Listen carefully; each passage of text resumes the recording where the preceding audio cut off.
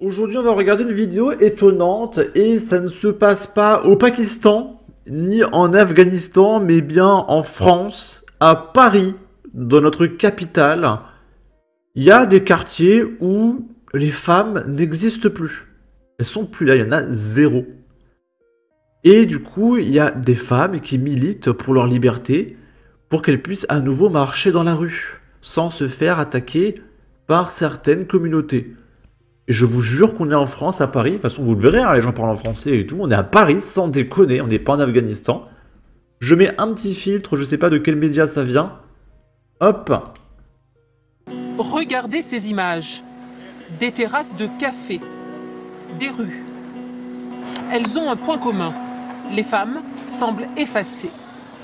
Dans certains quartiers populaires, les hommes occupent les lieux et les femmes subissent. Dans cette banlieue parisienne, nous suivons deux militantes de la Brigade des mères. Et évidemment, tout ça est soutenu par les gauchistes, les féministes qui luttent contre le patriarcat, etc. Nadia Remadna et Aziza Saya se battent pour la liberté des femmes dans ces quartiers. Pour nous montrer la réaction des hommes, elles filment dans un bar en caméra cachée. Dès l'entrée, on leur demande pourquoi elles viennent. Cherchez qui, madame? On cherche quelqu'un. Un monsieur? Dans ce bar, que des hommes, pas très accueillants. Donc direct, tu rentres dans le bar, il y a un mec qui t'accueille pour te dire qu'est-ce que vous faites là, madame? Vous voulez quoi, madame? Mais dégage de là, en fait. Le mieux, c'est d'attendre dehors. Pourquoi? Ici, il y a que des hommes. Bah, c'est pas grave, on vit dans un monde où il y a des hommes et des femmes. Ça vous dérange, vous? Moi, c'est pour vous. Non, pour moi. Là, Le patron du bar n'a pas envie de discuter. D'autres hommes sont choqués de voir ces femmes. je m'en fous, on va se faire discrète, petite dans un coin. Il y a que des mecs dans ce café. Et comment c'est normal qu'il n'y a que des mecs? Imagine que tu veux prendre un café avec une cousine, une amie, ta femme. Non? Normal. Elle reste chez elle. Ta cousine, elle reste chez elle. Ah bon? Elle fait ce qu'elle veut, mais pas avec moi. Ben voilà, dans ce café, il n'y a pas de mixité. Et est-ce que c'est normal? Ben, c'est vrai, on n'est pas à Paris. Même à Sevran, c'est la France. T'es dans le 93. Et t'es à alors, Sevran, le 80 t'es pas et alors à Paris, c'est des mentalités différentes. T'es dans le 93, t'es pas à Paris. Tu sais, pour lui, il y a une frontière, t'as quitté le pays, t'es plus en France, tu vois. Comme au bled. Aller dans Comme au bled, il a dit. un bar, ici, c'est braver un interdit pour une femme.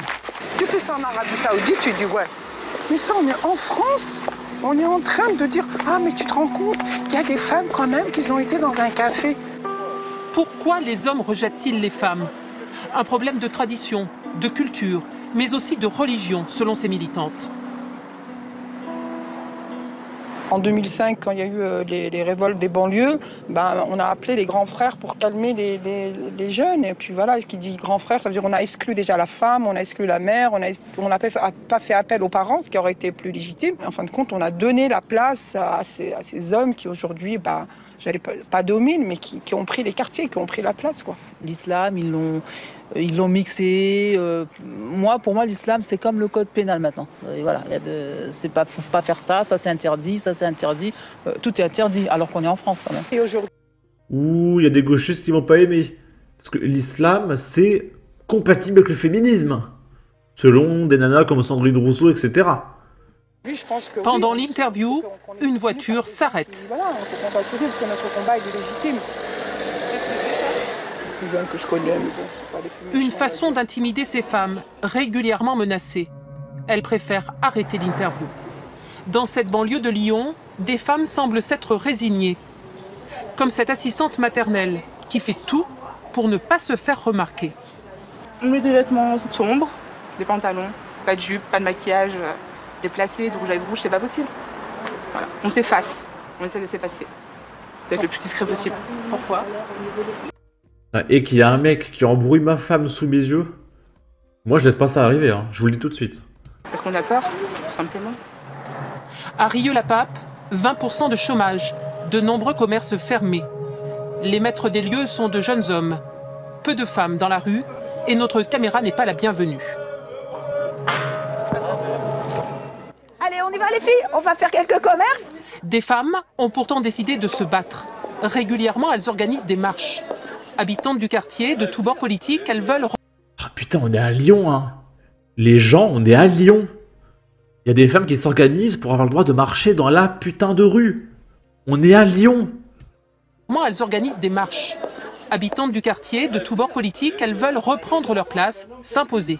Comme dans ce café fréquenté uniquement par des hommes. On ait cette notion de convivialité, oui. Voilà, de convivialité, parce que c'est important dans une ville. Oui. Que ça se mélange, qu'il n'y ait pas un endroit où on passe, voilà, comme ça. Il faut que tout le monde soit à l'aise, et puis aussi qu'ils amenez vos femmes, enfin. Embarrassé, le patron se défend. J'accepte tous les clients. J'ai pas de problème avec les femmes, ni avec les hommes, ni avec tout le monde. Mais ici, aucune femme. La priorité de l'organisatrice des marches, c'est de convaincre les habitantes musulmanes de participer. Mais notre but, un petit peu, nous, c'est de mélanger. Voilà, ce qu'on aimerait, c'est... Après, il y a les convictions religieuses qui font que la femme, elle peut pas trop se mélanger. Enfin, elle peut pas du tout, même il n'y a pas de mixité, en fait. Sous le regard des hommes du quartier, difficile de parler librement. Donc là, vous regardez, pendant que Lana elle parle, t'as le mec, il regarde là. Parce qu'il y a des nanas, attends, il y a de la viande quand même. Qui regarde là pendant 30 secondes. On est à Lyon, quoi, on est à Lyon. Sous le regard des hommes du quartier, difficile de parler librement. En plus, on parle, ils sont pas contents parce qu'ils nous regardent de travers. Voyez où votre fille boire un café là. Certaines femmes ne comprennent pas l'intérêt de la démarche. Vous voyez, parce que dans l'islam, la femme est un bien immobilier. En tant que bien immobilier, je n'ai pas à vivre dans la rue et à parler aux gens. On l'a vu en Afghanistan, les femmes n'ont plus le droit de discuter entre elles. C'est-à-dire que la parole est interdite pour les femmes. Mais bien sûr. Bien sûr. Mais qu'il y a un mec qui parle de ma femme comme ça sous mes yeux, ça va partir en live, hein. Je vais aller en prison. Ah, et la gauche qui se foutait de ceux qui dénonçaient l'interdiction aux femmes d'accéder à certains lieux. Le maire de Trappes en faisait partie, il me semble, tous des gros mythos. Les femmes au fourneau, les Français au boulot et les parasites au bistrot. Aubervilliers, j'y ai travaillé plusieurs années. Depuis presque 10 ans, on ne voit plus de femmes dans les cafés ni les kebabs. À retweeter massivement, merci. Tiens, je vais le faire. C'est pas nouveau à Nîmes, il y a 33 ans, les femmes ne pouvaient pas entrer et consommer au bar du Mas de Mingue, par exemple. Et ne venez pas me dire le contraire, j'habitais à côté, je l'ai vécu assez pour en parler. Bah du coup, c'est grave. Il dénonce que c'est normal, je sais pas. J'en reviens pas, on se croirait au temps des cavernes, mais on n'est plus là. Il faut pas se laisser faire SVP. Et du coup, j'ai une question. Toutes ces femmes-là, elles votent à gauche ou à droite? Parce que moi, je suis persuadé que parmi la foule, là, il y a des nanas de gauche qui votent Jean-Luc Mélenchon pour le vivre ensemble, etc. Mais j'en suis persuadé. J'en suis persuadé.